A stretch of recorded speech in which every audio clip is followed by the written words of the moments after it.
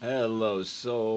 As you can see, we are now on the 5 minute chart, looking as always at our SPX chart, and on the current 5 minute chart, we can see we're about to hit resistance right here at about 63.87. Let's call it 63.90-ish handle, similarly to as we had here before, to this sort of channel that is almost sideways with a slight tilt to the downside, nothing all that substantial. Right now we are moving within the framework of that channel to the upside. That's basically what we would identify on a 1 minute chart as we're moving closer and closer to this ceiling.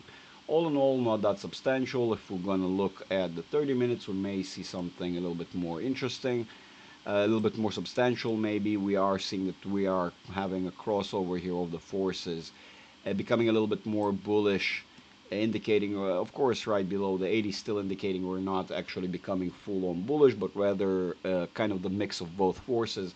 Nothing, again, nothing substantial that we can look upon and say that we're going to have a reliable movement today.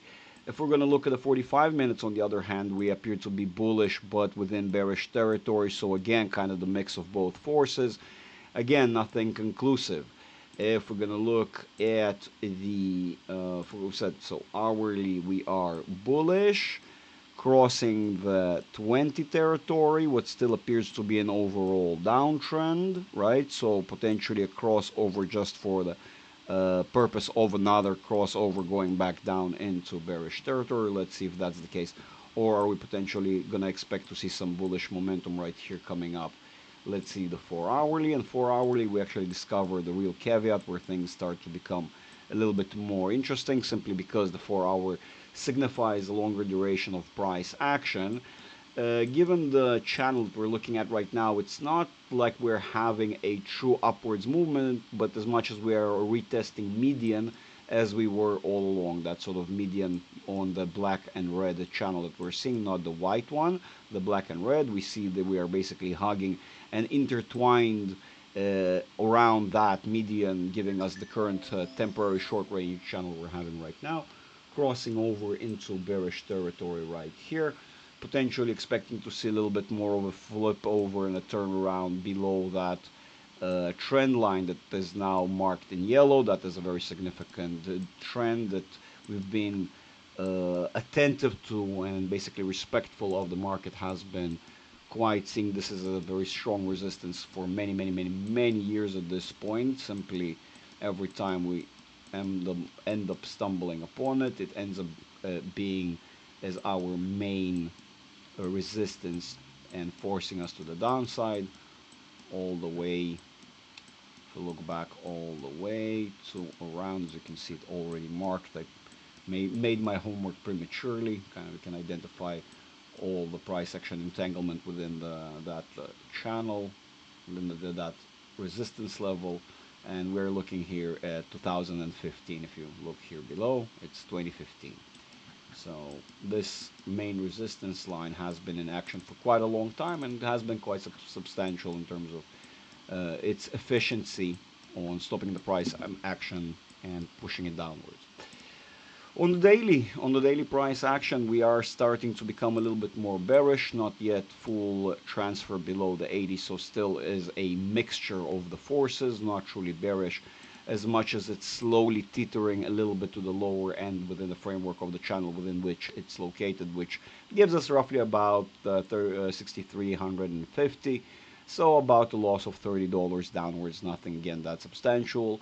Potentially, as we're going to continue downwards, or if we're going to see entanglement here, it will be easier to determine whether we are ready to break back down to that 62 area. But it does appear to be that the market is ready to cross over and have that transfer of force from bullish to bearish. We are and have been running hot for quite a long time.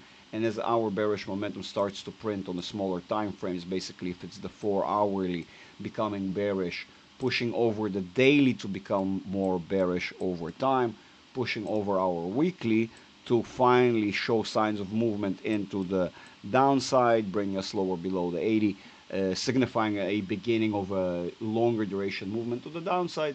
So all in all, what we're waiting to see is the weekly break, and for that to happen, of course, we have to see our smaller time frames indicate a similar thing, kind of leaning into it, if you will.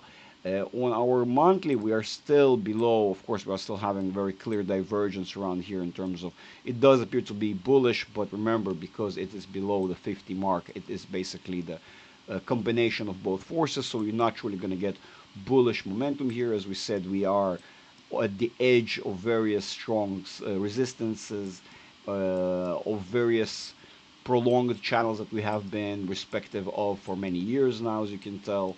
And so that is a clear signal of a potential turnaround for the price action, as we saw in the smaller time frames. Usually we're not going to jump over to look at the quarterly, but this time around we will. Why not? We're still having clear divergence around that 80 mark, not really truly crossed over. As you can see, our D is below, it's the 79 mark, which means we haven't really crossed over. We are teetering on the edge, but it's not going to be all that surprising, as I said, given all the bearish momentum from smaller time frames. When it will print in, eventually we'll see this print what these smaller time frames are doing, closing over and basically converging right here on that 80 range and turning around to the downside, indicating a beginning of a longer duration downtrend. That's it, boys and girls. Right now, it appears to be that on overall, all in all, on the S&P, we're up about a quarter of a percent, give or take. Nothing that substantial. Again, the price action has been rather tame. It appears to be moving to the upside, but when you zoom out, you realize we are just basically conquering the very or retesting the very same resistance level as we were doing prior to. So nothing substantial. You can kind of see its behavior around that resistance level throughout this price action where it came into play.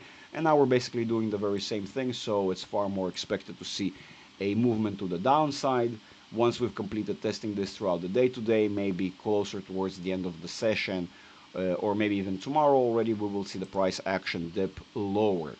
So as it appears to be, as we're moving within the framework of this channel, as you can see it very clearly coming to play again and again and again, and then here it is again now.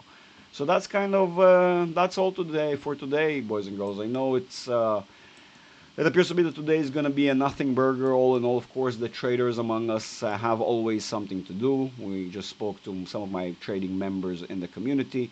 Shout out to the community members, patreon.com/investor, and you will be in the know. Of course, don't forget to ring the bell and change the notifications to everything so you'll be up to speed whenever I post a live, a picture, a post, whatever, you know. That way you'll be up to speed with what we're saying, basically, what it is that we find in the technical analysis, the indication signals, various sort of things that we are identifying, and that will maybe allow you to determine what your next course of action should be.